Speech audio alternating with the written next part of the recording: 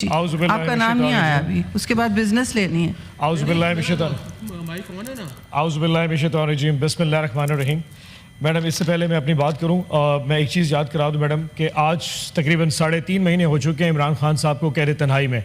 मैं उस जेल की बात नहीं कर रहा, उसको 2.5 साल हो चुके हैं, लेकिन इमरान खान साहब से उनकी फैमिली और वकला की मुलाकात को तकरीबन 3.5 महीने हो चुके हैं।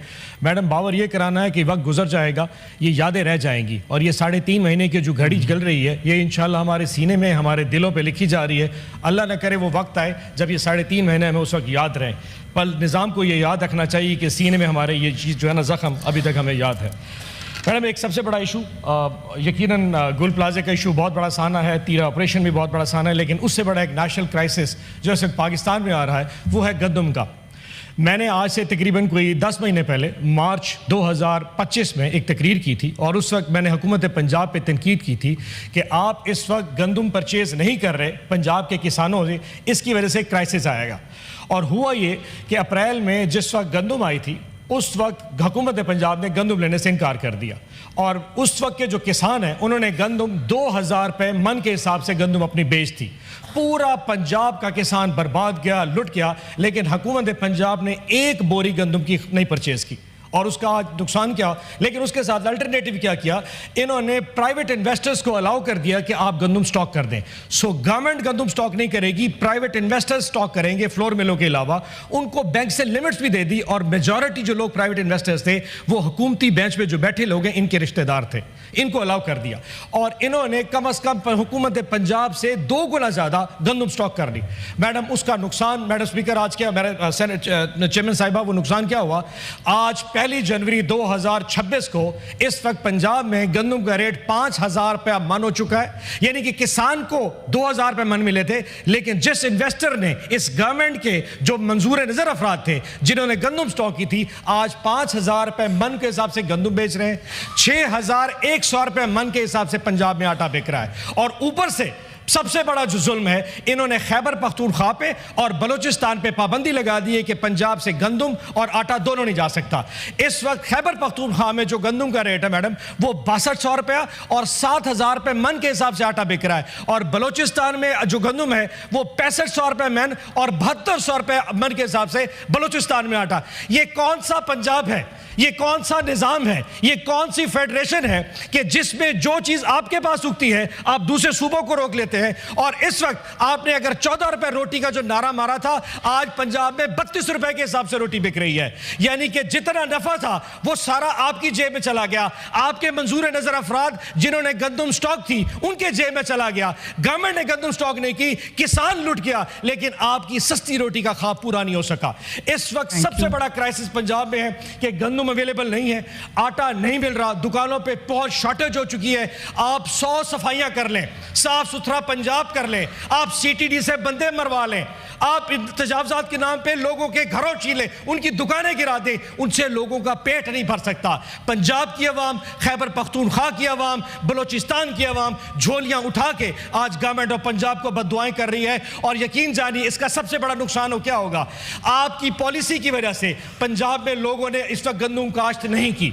एक तो सैलाब आ गया, ऊपर से आपकी पॉलिसी। सेनेटर साहब, आप कंक्लूड कीजिए, मगर मैं एक बात सिर्फ कहना चाहूंगी कि मिनिस्टर को ये बातें सुनना चाहिए। वैसे तो सेक्रेटेरिएट जरा बुलाइए प्लीज। अच्छा, लेकिन मजे की बात मैडम, इस वक्त गंदम काश्त ही नहीं, और सबसे बड़ा क्राइसिस ये है कि अप्रैल में आपको गंदम, ना गवर्नमेंट ने, पंजाब ने गंदम परचेज करनी है, लेकिन गवर्नमेंट गंदम मौजूद ही नहीं है, यानी कि गंदम काश्त ही नहीं हुई। इससे बड़ा क्राइसिस अगले साल आने वाला है, ना ये इंपोर्ट कर सकेंगे, ना इनके पास गंदम है। पाकिस्तान अगले साल खुशहाली में जाने वाला है, अगले साल गंदम की कहर पड़ने वाला है, और इन लोगों की वजह से अगर madam you made your point very powerfully. Thank you so much. Now Senator Abid Sher Ali, we have 3 minutes for the, फिर हमें बिजनेस शुरू करनी है। बिस्मिल्लाहिर्रहमानिर्रहीम। वुज़रा लॉबी में बैठे हैं, अंदर आ जाएं, नमाज जिसने पढ़ ली है वो अंदर आ जाए। चेयरपर्सन जी, क्या आपने मुझे बोलने का मौका दिया 1 घंटे के बाद। मैं चंद बातें जो मेरे भाई एमल वली साहब ने की, प्लीज अपने मेडन स्पीच सुन लीजिए सेनेटर आबिद की। समझ नहीं आई कि वो फौज के ऑपरेशन के हक में बात कर रहे थे कि मुखालफत में बात कर रहे थे। मैडम चेयरपर्सन, पीटीआई की हुकूमत को 13 से 14 साल हो गए केपीके के अंदर हुकूमत करते हो,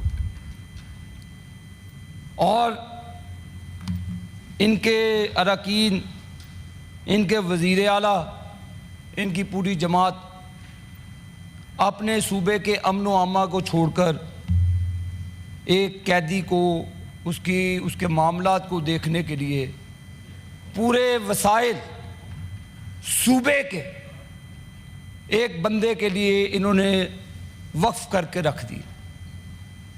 14 साल में ये बताना पसंद करेंगे कि जो एपीएस का वाकया होता है तो उस वक्त भी पीटीआई की हुकूमत केपीके के अंदर होती है। जब हमारी मुसल्लह अफवाज और सिक्योरिटी के ऊपर भी हमला होता है तो केपी में हुकूमत पीटीआई की होती है। अगर कोई पॉलिटिकल लीडर की असैसिनेशन होती है दहशतगर्दी में तो उस वक्त भी हुकूमत पीटीआई की होती है। Madam chairperson, national action plan के तहत तमाम सूबों को यकसा बुनियादों पर फंड्स दिए गए।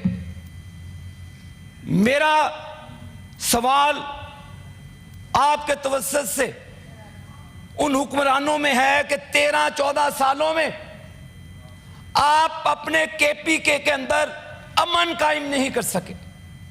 आपका chief minister toll plaza Peshawar से शुरू होता है, मैराथन लगाकर इस्लामाबाद अडयाला जेल के पास उसकी मैराथन ख़त्म हो जाती, फिर वो दौड़ता है पंजाब असेंबली चला जाता है, फिर उधर से दौड़ता है सिंध में जाकर तमाशा लगाना शुरू कर देता है।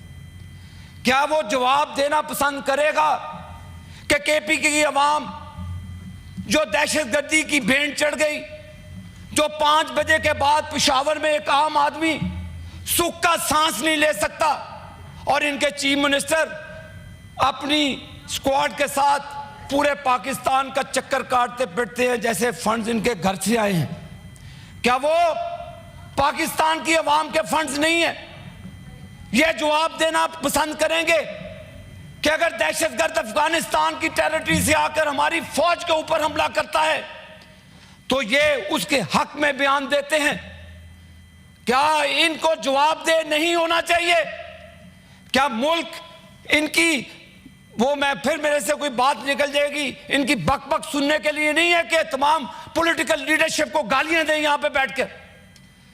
ये मैंने मैडम आपको बात नहीं की, आप प्लीज चुप करके मेरी बात सुने। जब आप बात कर रही थी मैं नहीं बोला, आप अभी मुझे जानती नहीं है, मेहरबानी करके बकबक को हदफ कीजिए। ये उर्दू का लफ्ज है, बकबक कोई नहीं यूज करेगा अबाउट ईच अदर। मैं भी निकाल देता हूं। सेनेटर साहब आपकी मेडन स्पीच है, ये अपने पॉइंट पे रहें। तकरीर करते हैं, हमें गालियां देते हैं, इन्होंने सियासत को गाली बनाई, इन्होंने आम आदमी को गाली बनाकर पेश किया। मैडम चेयरपर्सन, क्या ये बताना पसंद करेंगे कि अभी मैं पहले सेनेटर मुर्तजा साहब की भी बात सुन रहा था कि कराची और गिरदो जवार की बिल्डिंगों की बात कर रहे थे, कभी गौर किया है आपने कि इस्लामाबाद जो खूबसूरती और दरख्तों का शहर था, उस वक्त आपकी हुकूमत थी जब आपने औने पौने अपने चहेतों को सीडीआई की जमीनें नीलाम की?